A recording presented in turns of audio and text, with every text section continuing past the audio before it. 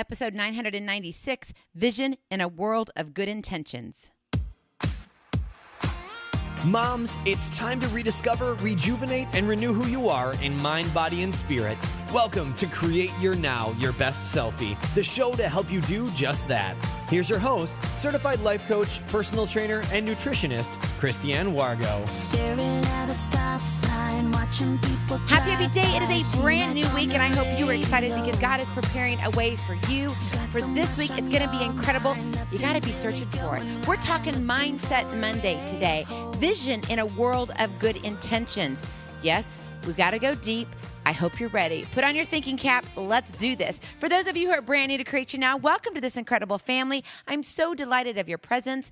If you already haven't had the opportunity, you'll want to head on over to createyournow.com where you can learn more and sign up for the Kisses newsletter, the Keep It Simple Strategy Everyday Solutions to live, love, and impact. Having a vision is important. We know that. It's good to dream big. But what does your vision in a world of good intentions look like? How does it serve you? Do you even think about it? Do you walk around in your world and you just kind of do your day? And you have responsibilities, you have your duties, you take care of the children, you feed them when they're hungry, you do the laundry, you vacuum the house, you go to work when you're told, whether it's at home or afar and you have to get in the car. What is it in your world? What does it look like? You know, are you dreaming big or are we back to shrinking and we're dreaming small? A vision is something that is bigger than us. A vision usually involves, a bigger plan. And in my opinion, it's taken it up to the highest level ever. And it's God's vision for your life. So today when we're talking about vision in a world of good intentions, I'm putting it in a context of faith-based application. So understand that there's a lot of things out there in the secular world that talk about mindset, it talks about vision, but I'm here today to bring in the faith-based look at it. That's where I want to come from. And so yes, if that's something that makes you uncomfortable, I'm sorry, but you know what? I want to plead with you, stay tuned. Maybe there will be something that will be tugging at your heart specifically. No one is here by accident. I believe that you are here listening for a reason. So let's talk about this vision in a world of good intentions. And let's talk specifically about good intentions. We all have good intentions in life. We get up hoping to serve our fellow neighbor. Maybe we don't have a plan. We don't have it written down in our calendar. Take a 12 dozen amount of cookies over to our neighbor to make him feel good. Maybe we don't write it down like that, but we have good intentions. Most of us out there as a whole, even though yes, there's bad in the world, most of us are out there to do good. We have good intentions. The thing is though, they're limited by only our own vision, what we can see. And what we can see is maybe only 10 to 20 feet around us. What God wants to do is he wants to show you his 300,000 foot view from way up high in the sky, in the heavens, the kingdom that he has created because you were created on purpose for a purpose. But what happens with us? We've got this vision in a world of good intentions. We want something, but we limit ourselves. We get in our own way. So I want to talk about why do you need a vision first? This is kind of going to be a three-parter, and we're going to continue this conversation. It's not going to stop here just today. There is so much in regards to vision. I've been doing some research on this, reading books, and people that I know, like, and trust that I've listened to for over the years, people like Andy Stanley, John Maxwell, all of these amazing authors and people of God who are sharing their wisdom, and I'm taking it and saying, okay, now let's put real life, practical meaning into it. Because it's all great. We can buy all these books. We can have a library. I was looking for a book a couple days ago in search for it. I had to get my daughter with me because I couldn't find it. I knew I had it. I didn't know where it was because I have books all over the place. I don't have one room. I need a library. I need a place. Maybe that will be in our new house. Yes, we're moving still. And maybe I can look for a library, just a room just for me and my books. But you know what? It doesn't do any good to have a book up on a shelf. You need to be able to put it into practice. And that's why here at Create Your Now, we talk about the kisses, the keep it simple strategy, everyday solutions, what you can do and apply in your everyday life. So why do you need a vision? Well, it keeps you focused on what matters because you matter. God didn't create you just because he was bored. He had nothing to do. He has plenty to do. He doesn't need more to do. He created you because you matter to him. So when you have a vision, it keeps you focused. It also fuels your motivation. It keeps you going. We all want to be motivated, right? That's one reason why we do 2 inspirational, sometimes 3 a week. We do them on Tuesdays and Thursdays. Sometimes we throw in there Saturdays or Sundays, depending upon how I work the reflection, the relationship builders. And on Thursdays, we have that special My Strength is My Story. Those are all motivational, inspirational. We need that to keep us going. When you have a vision, it fuels your motivation.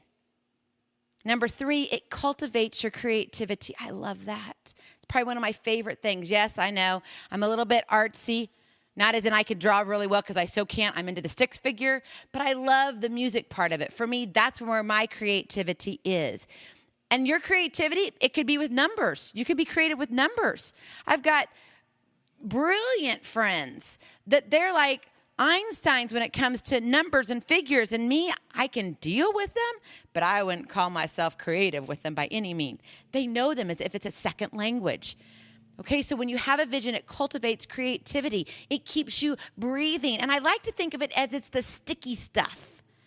You know that sticky stuff in a really good donut that keeps you coming back for more? Yeah, that's the kind of sticky I'm talking about. It keeps you connected. And that's what we need. We need to be connected with something bigger than ourselves. Obviously, I believe we need to be connected to God, yes. But the vision, what we're supposed to be doing with our life, that some people talk about, well, what's your passion? That's why we're diving deep on this. So your vision, you need a vision because it keeps you focused on what matters. It fuels your motivation. It cultivates creativity. Number 4, it stirs your faith within your heart and soul. We all need to be stirred up. We get too comfortable in what's happening in our day to day. We got to stir the faith and know that this is real. What we're doing has impact. Live, love, and impact. Now understand that with a vision, there's a process involved, right? And then when you kind of have the process, it sets you out onto a journey. And then there's eventually a destination. And most of us are interested in the destination. You want to lose 50 pounds. You want to get there at the destination. You want to see what it's going to be like when you're 50 pounds lighter. That's where you want to get. And you're not really interested much in the process, but God says, I am. I'm interested in your process. Why? Because I develop your character then. I develop and strengthen your faith in me. I develop your trust. I open your eyes. I stretch you. You see, the process is important. And we like to just kind of throw that part away. We want to get on our way. We want to run as fast as we can to get to the end. And God says, that's not my purpose. Yes, the end results, they're important. But you know what? It's not the end. It's just the start of something new. Have you ever noticed that when you finally reach your goal, you set another goal? It may not be anything to do. Let's say your goal you're focusing on is weight loss. You get to that, but all of a sudden then you have another goal after you reach that weight loss goal. It may not have anything to do with weight loss. And then you're off on that goal. It's a continual cycle. It goes on and on and on. It's a process. Life is a journey. And God wants to be a part of that process. He wants to build you up. So why do you need a vision? Well, now you know why. Let's talk about how do you get a vision? Because I know you want one, right? You know you want a vision. And maybe you are a big dreamer. Or maybe you put your dreams on the back burner. You're a mom, you're a dad. Life got in the way. Or you let life get in the way. Maybe you got married too young. You had children, maybe too many, too fast. You know, we weren't even planning on having children. We had 2 when my husband was in his graduate studies. Yeah, not planned. And then he continued his education. We had 2 more by the time he was done with his residency.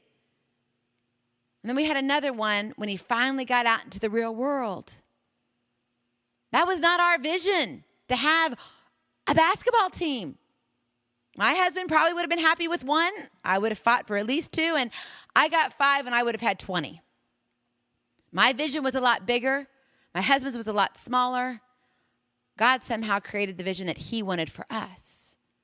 But sometimes we try to create it ourselves, right? Those good intentions, like, okay, this is how I want it done. This is how I see it. Maybe that's how you're seeing your life. This is what I want for my life. What do you want for your life? Yeah, they're good intentions, but you have to look at the vision that God wants. So how do you get a vision? Number 1, you have to spend time with God. You got to spend time with him and be honest with yourself. Okay, maybe this is a little early bird on confession day, but how much time are you really spending with God?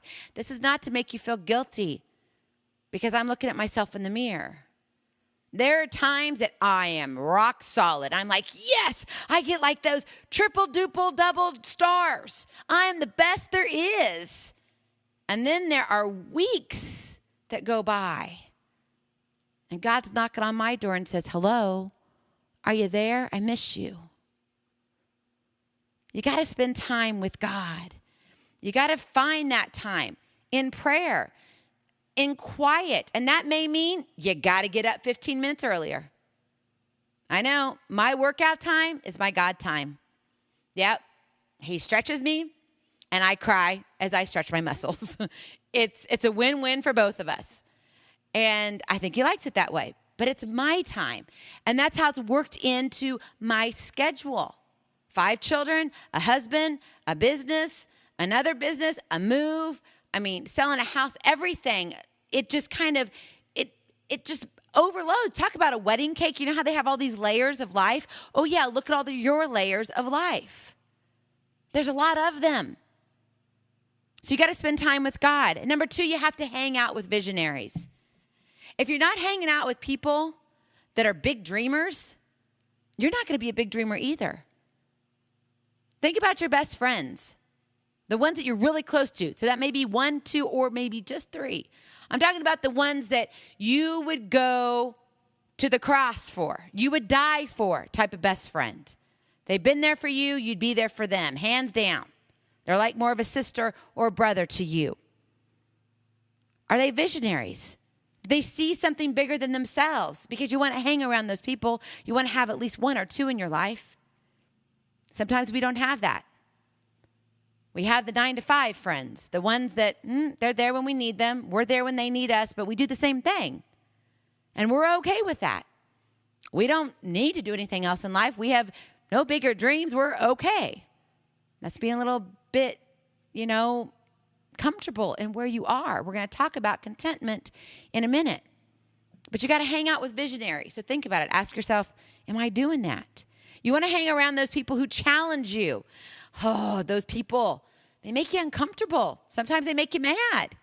And it's not because they have something more than you do or what you're seeking out. They just have a way of telling you that, you know what, you're really good at this. Why haven't you thought about doing something like this? They try to stretch you. They challenge you. They're like, why are you settling? You deserve more. Think about those people. And number 3, you have to be in an environment that fosters vision. That means you don't want to have people who are too comfortable, that work in the closed door factories. You want them to be open-minded, seeing that, there's more out there than just what's right in front of you, the 100-foot view, what you can touch, what you can see, what you can feel. God's vision isn't like that. God's vision is much bigger. Sometimes he allows you to see glimpses of it. Maybe he sends it to you in a dream. Or all of a sudden you have a fleeting thought, and then that fleeting thought repeats itself 2 months later, 2 years later, 2 decades later, and you're like, I'm too old for this, God. And he says, what's my vision? It's me. It's my vision for you. Pay attention. Be in an environment that fosters vision. So you got the idea of why do you need a vision? Pretty simple, right? you now know how to get a vision. Pretty simple. We're going to dive a little bit deeper into that later, not right this immediate second. But now I want to talk to you about the plan that God has for you. He is preparing you a way. He's already gone before you. He would not give you these visions, these dreams, if he did not believe that you could fulfill them. He is seeking you out. A lot of times we think that we're seeking God out. Yes, we are doing that. But God is saying, I need you to do this. And in order for you to do this, and I've got to move you from here to there to here to there. Think about when you're going on a road trip and you map it all out. And you're like, okay, I got this. And here's your starting point, right? We all have our smartphones. And we can see our little dot, our starting point. And we want to get to the other little dot. And we look at it and it says it's going to take us 10 hours to get there. For a vision, it may take us 10 years, 15 or 20 years. But we want to fast forward to that destination. But God says, no, you can't do that. You see, what's going to happen is you're going to go from here and you're going to stop right over here in this little town. And something's going to happen. When that something little happens, I'm going to be there. And I'm going to show you that, you got to backtrack a little bit. Oh, man, are you serious? I got to go down the alley? I don't want to go down the dark roads. And he takes you back. And then he says, okay, now you got what I need you to go to this next town. And you get there and you're like, well, that was easy. This is awesome. Yet you're still looking at your GPS saying, but I want to be over there already. God has a plan for your journey, but you have to be looking for what he's preparing you for. You can't get complacent with where God has led you previously. Now, let me explain that a little bit. I went through a very terrible storm. I've been through lots of storms, but one that really shook my world, and I've shared this with you, is when my husband told me I'd fallen out of love. And it was a devastating, oh my gosh, out-of-body experience, like, what the heck am I doing? And you see, I was living my life, the world of good intentions, that was me. I was in it. I thought this is what God wanted. And I had it all planned. I was doing stuff in the church. I wasn't like a bad girl or anything. I wasn't doing the drugs. I wasn't drinking. I wasn't smoking. I was the good girl. I really was. At least that's what I thought. I had the good intentions. But God says, no. I have a bigger vision for your life, and you are limiting yourself. So therefore, I am going to strip you of everything. And that was the most uncomfortable position to be in. And it hurt. It hurt me. But I realized, and my eyes were open, that I was living in this world of good intentions. So I said, okay, Lord, I surrender. I'm done. And I can remember running on the track. I told this story. I was running on the track, and I wasn't a runner before. So first it was just walking, right? And I would walk one lap after one lap. I would do 7 to 11 miles a day. I would do this every single day for multiple reasons. One, it was to get in touch with God. I had to get out of the house. My world was crumbling around me. I needed a world that wasn't crumbling. And outside in a stadium where there was just a racetrack and a football field, there wasn't many buildings that could fall on top of me. I felt safe. I was in God's creation. I was in nature. It was the closest way I could get to him. I would go early in the morning. And I can remember one day, I was beginning to run 2 and 3 and 4 miles at a time. And I would keep going and going and going. I'd be running like those 5, 6, 7 miles. And I was like, yes. And all of a sudden it hit me. And I fell to the end of the track.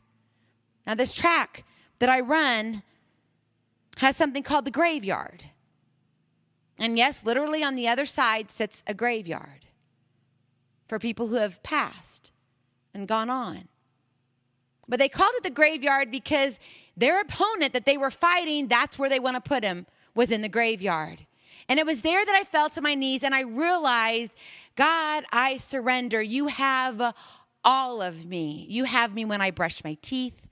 You have me when I'm going to the bathroom. You have me when I'm applying for a new job, when I'm trying to build a business. You have me when I'm a wife. You have me when I'm trying to be a mother and I'm talking to my children. You have me in the kitchen when I'm cooking nutritional foods to feed my family, to give them strength for the day. Lord, I surrender all of me. And that's when the vision began to break out even more. It was at that point that God began to show his light bigger than me. And at times, I was frightened. But I knew that with God, anything's impossible. You see, I was still living in that world of good intentions. But at that point, it was God's vision, not mine. Maybe you have already been given something from God. And you've become complacent in that. You've become really where I'm okay with where this is. He healed my marriage. I can't stay in that because God still isn't finished with me. That was just a starting point. Where is it for you? Are you content with where you are, what God has done for you? Maybe he's taken care of you medically, healed you of some horrific disease. Maybe he's taken a tragedy in your life and turned it into an incredible rainbow. And maybe in that you've gotten what? I'm okay with where I'm at. I don't want to try anything new. I'm okay right here. Right? We're living under our good intentions, but God says, no, that's not my vision. My son, my daughter, I have something more. You were created on purpose for a purpose. So that leads me to your KISS, the Keep It Simple strategy. You have to decide and commit to God's vision. And that's a scary thing to do. Number one, when you decide, that means you're all in. And not just when it's comfortable for you. When you have to make tough choices, when you have to get up early in the morning, you have to stay up late. Maybe you have to make those phone calls you don't want to make. Maybe you have to quit your job and take a chance on something else. But God is saying you must decide, but it doesn't stop there because number two, you have to commit. And when you commit, that means there's follow through. It's easy for us to decide. We can ramble that off. We are going to decide to lose weight. We're going to decide to be a better mom. We're going to decide to be that better wife. We're going to decide to eat more healthy. Yeah, that's easy, but are you following through? That's where number two, commitment comes in. Follow through. Don't drop the ball. You got to keep running with it because God's got more in store for you. Remember, his view, his perspective is so much bigger than ours. So you decide, you commit, and number three, you got to know the cost. What you're doing in his vision when you are on board with him in Christ Jesus, that means there's going to be a cost. It's going to cost you time. Maybe time away from your family, time away from your hubby. Maybe you're going to have to travel some places. It may cost you some sleep initially. It may cost you in regards to finances. You may be investing differently. You may have to be saving up money. You may have to look at saying, okay, what can we do right now with where we are? Because God's always going to provide. But you have to be willing to know the cost and then pay the cost. Maybe it's location. Maybe he's going to require you to move.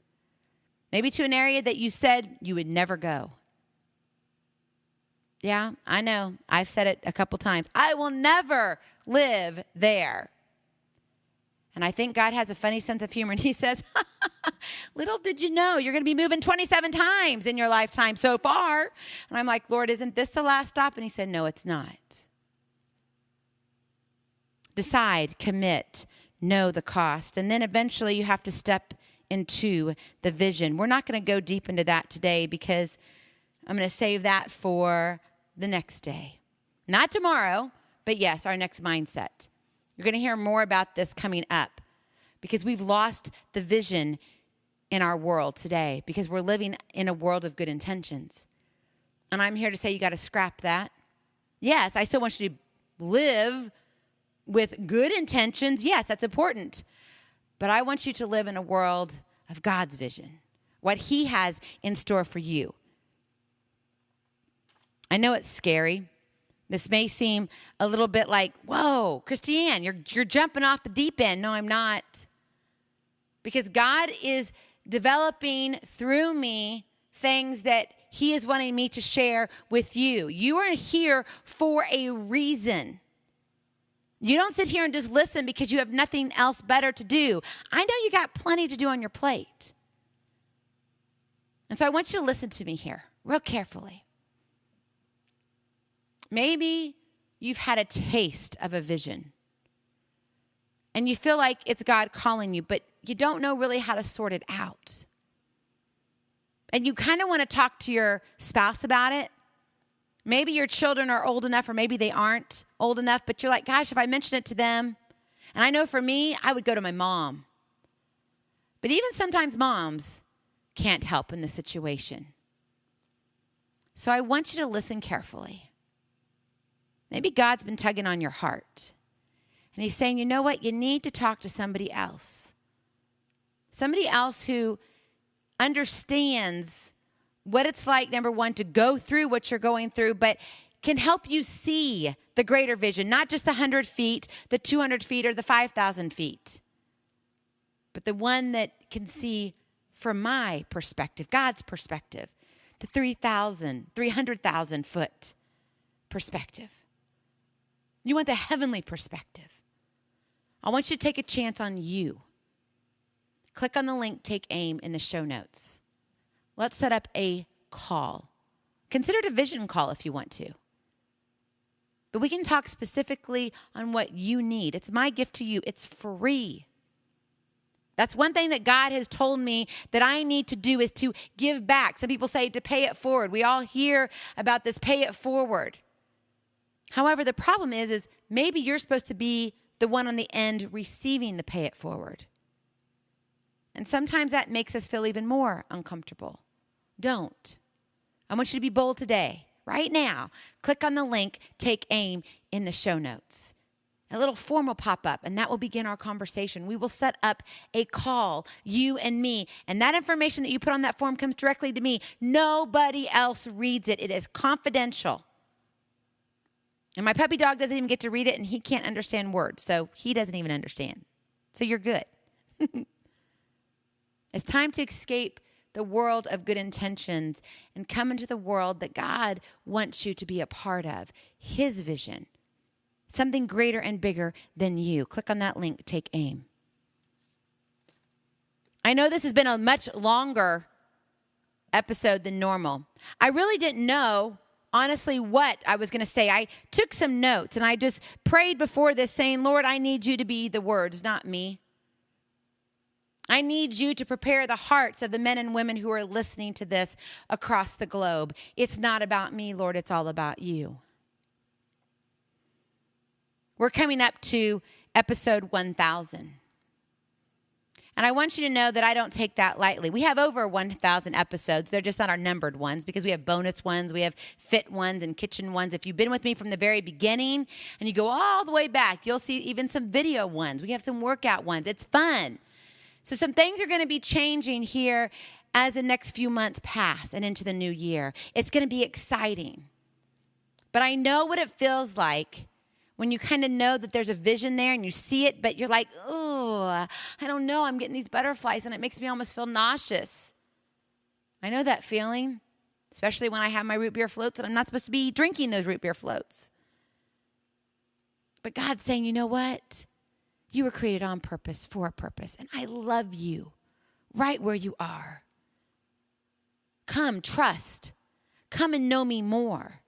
Come, let me show you why you need to be doing, and let me show you a glimpse of it. Take a chance, because God will never let you fall too far. He's always there to pick you up, right when you need to be picked up. Throw away those good intentions and walk in to heavenly intentions. Go capture that vision and see how it changes your life. Be present, be incredible, be you. I love you so very much. I cannot wait to see you on the other side. Blessings, hugs, and lots and lots of love. We'll talk to you real soon. Bye-bye. Feeling inspired, ready to train for life, and love your journey? Visit CreateYourNow.com for more incredible resources to help you along the way. We'll see you next time on Create Your Now, Your Best Selfie. And remember, always be sure you consult your physician before beginning any health and fitness plan.